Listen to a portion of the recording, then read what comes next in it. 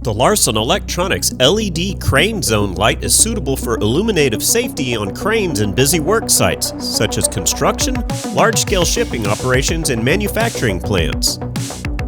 This LED fixture consumes 27 watts and emits 2,350 lumens of red light during operation. Mount 4 LED crane zone lights together to create a square formation on the ground.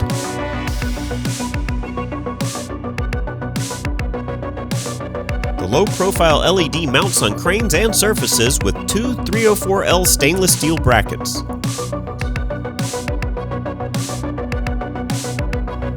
The LED fixture provides a wider zone line for enhanced safety and visible detection.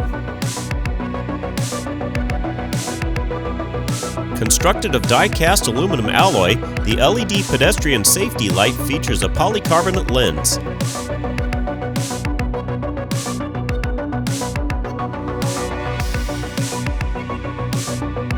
A heavy-duty crane may incorporate this LED light at the front, back, or both ends.